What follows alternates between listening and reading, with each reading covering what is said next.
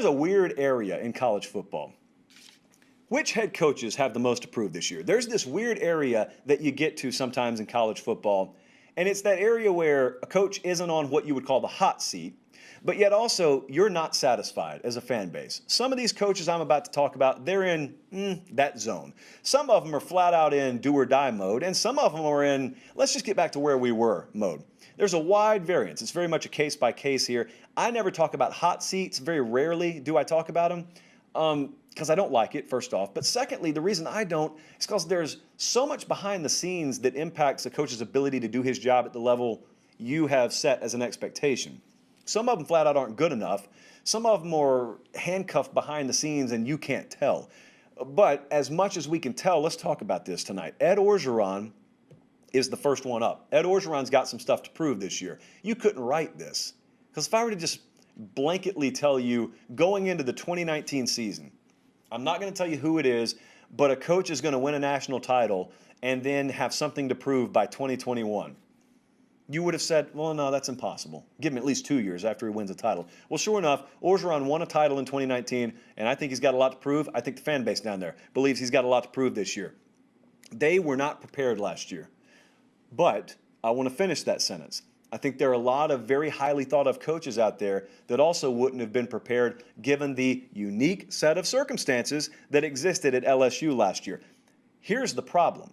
The problems were just as much internal as they were on the football field. Of course, you can't keep something internal. It bleeds onto the football field.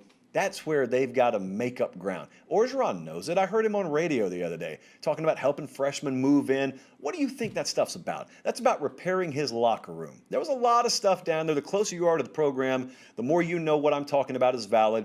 There's just some stuff about the fabric of the program that needs to be mended, okay? It's happened before. Hopefully it happens again for them, but they need a fast start. They go to UCLA. I don't care what the point spread is on the game. Football games are won on the field, not on a Vegas odds makers board. They got to win the game. I guess I kind of am calling it must win. They can't go out to LA and lose week 1 against UCLA, point blank. Jim Harbaugh, second up here. Jim Harbaugh's got something to prove this year. I want you to look at your calendars, or I want you to pull them up in your head if you don't feel like pulling out a calendar.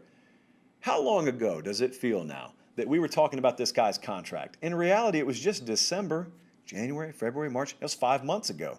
It feels like 5 years ago. Now, time has become somewhat of a weird thing given everything else going on in the world right now. But Jim Harbaugh, it's been kind of a quiet offseason up there, to be honest with you.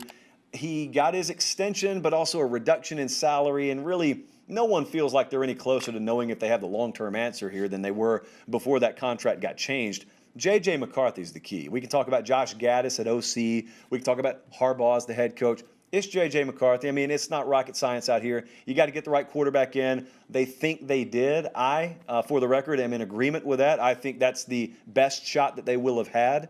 Problem is he's a true freshman. So if we're talking about something to prove this year, he needs to have a great season as a true freshman. We don't even know that he's going to be the starter right now. So they've got to get things figured out because they also have big games early in the year. They got Washington coming in there in week 2.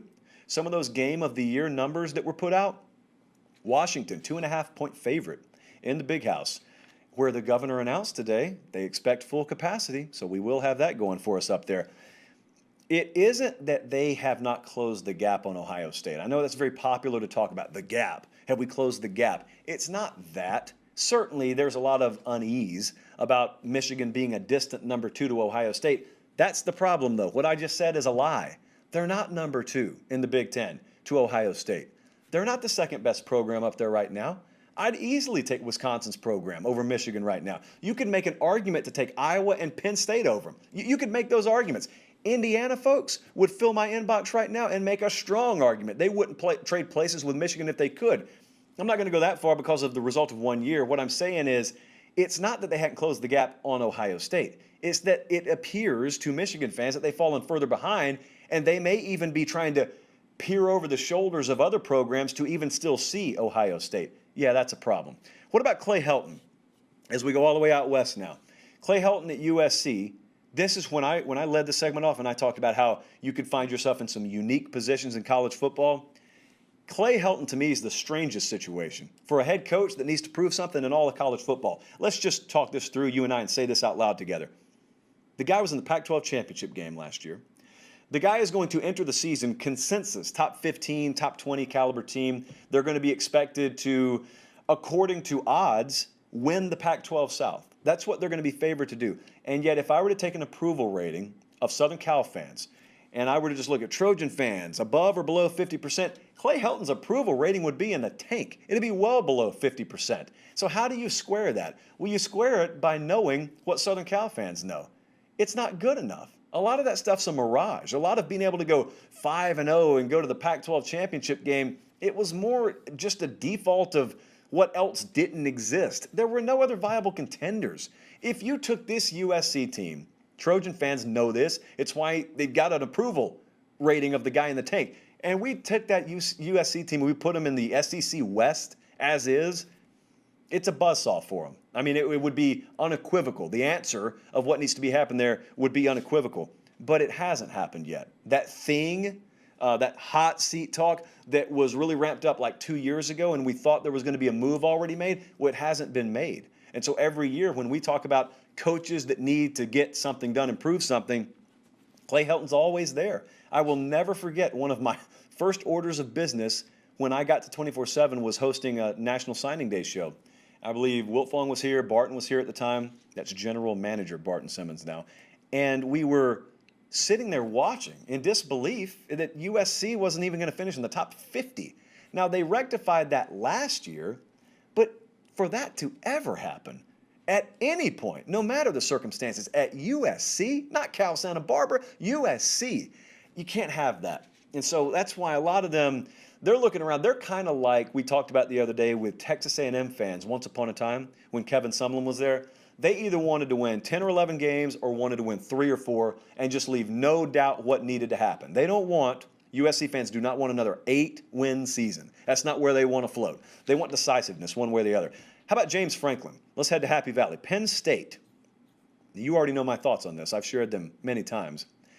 All Penn State needs is to return to where they already were. See, this is a total different dynamic than what you're asking Jim Harbaugh to do at Michigan. You're asking him to do something he hasn't really done before. You're asking Clay Helton in a lot of ways to do something he hasn't done before.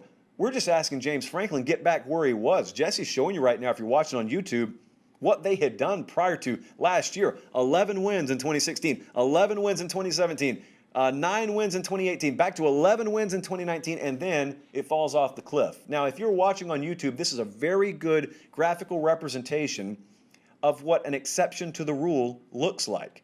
Which of those years stands out? I would argue it's not the 11-win season because he's got 3 of them. I would argue that 4 and 5 season last year. That's the one that sticks out. Okay, so like I said, all James Franklin needs to do this year is get things back to where they were. They were floating around a double-digit win per year program already. Just get it back to where it is.